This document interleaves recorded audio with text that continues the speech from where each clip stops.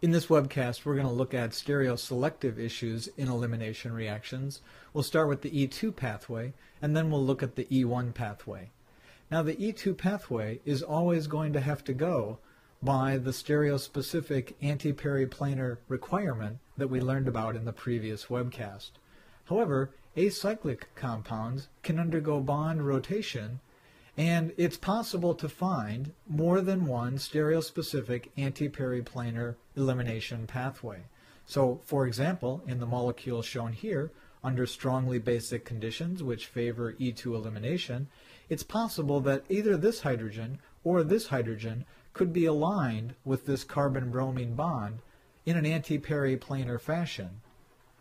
One of these hydrogens, when it's aligned antiperiplanar, will eliminate to give one of these products, and the other hydrogen will eliminate to give the other product. And so the issue of stereoselectivity has to do with which of these carbon-hydrogen bonds is more favorably aligned antiperiplanar to this carbon-bromine bond, and which product does that produce.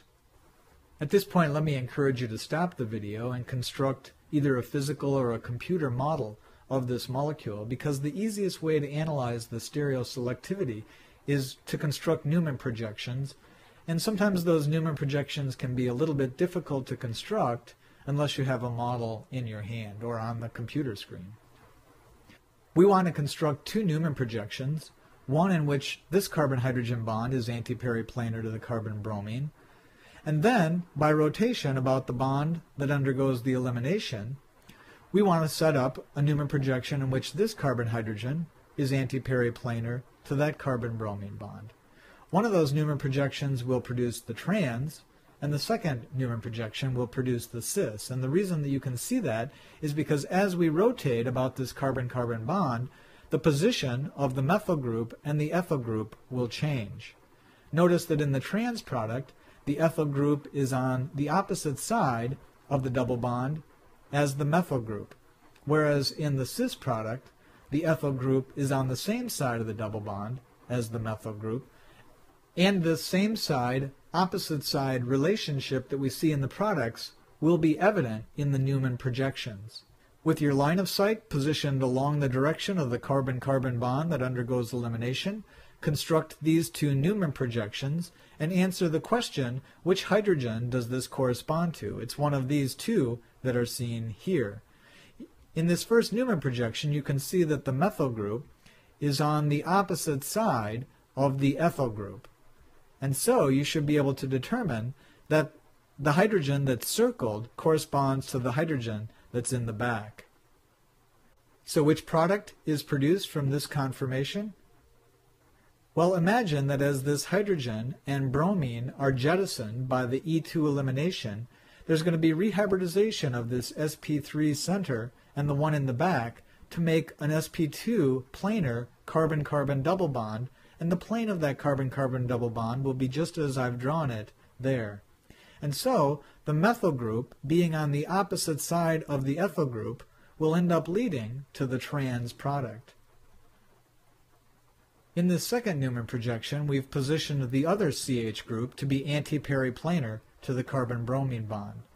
You can see the relationship between these two Newman projections as resulting from a bond rotation about this carbon-carbon bond here, and that's easily seen by imagining that hydrogen in the back to be moved into the position which was occupied by the ethyl. As that takes place, this ethyl group will swing all the way over here so that it's now on the same side as the methyl group.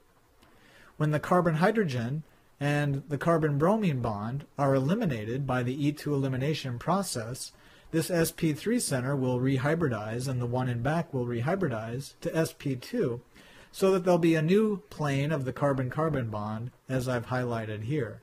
This means that the ethyl group and the methyl group will be on the same side of that double bond as it is in the cis product.